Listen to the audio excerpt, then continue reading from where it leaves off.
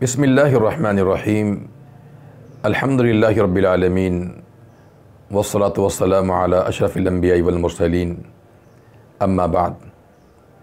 نماز دین اسلام کا دوسرا عظیم الشان رکن ہے، جیسا کہ رسول اللہ صلی اللہ علیہ وسلم کا فرمان ہے، بنی الاسلام علی خمس، اسلام کی بنیاد 5 چیزوں پر ہے۔ شہادت اللہ الہ الا اللہ، اللہ تعالیٰ کی گواہی دینا، اور محمد رسول اللہ صلی اللہ علیہ وسلم کے رسول ہونے کی گواہی دینا، اور نمبر 2 فرمائے کہ نماز کو قائم کرنا۔ تو نماز یہ اسلام کا دوسرا رکن ہے، اور یہ اسلام کا ستون بھی ہے، جیسا کہ رسول اللہ صلی اللہ علیہ وسلم کا فرمان ہے کہ رأس الامر الاسلام وعمودہ الصلاۃ، کہ اسلام کا جو ستون ہے وہ نماز ہے۔ اللہ تعالیٰ نے نماز مسلمانوں پہ فرض کی ہے، اور اس کی فرضیت ایک مخصوص اوقات کے اندر ہے، جیسا کہ اللہ تعالیٰ کا ارشاد ہے ان الصلاۃ کانت علی المؤمنین کتابا موقوتا، کہ بے شک نماز مومنوں پر ایک معین وقت کے لیے فرض کی گئی ہے۔ یہ آیت مجمل ہے۔ دوسرے مقام پہ اللہ تعالیٰ نے ان اوقات کی تفصیل بھی بیان فرمائی ہے۔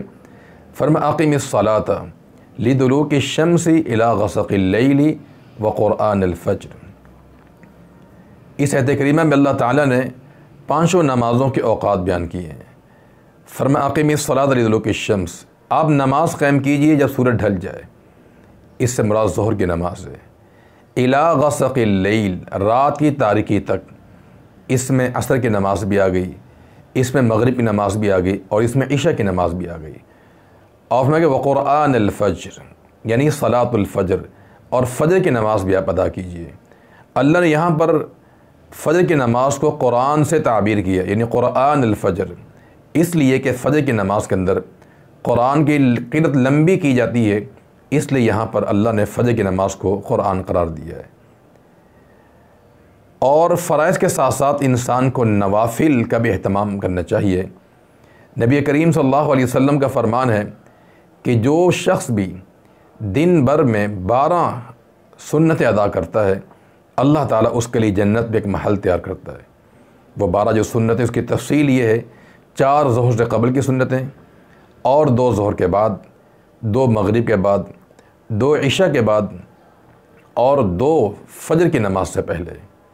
جو انسان ان کا اہتمام کرتا ہے، اللہ تعالیٰ اس کے لیے جنت میں ایک محل تیار کرتا ہے، اور انہیں سنن راتبہ کہا جاتا ہے کہ یہ وہ سنتیں ہیں جو فرائض کے ساتھ ملی ہوئی ہیں۔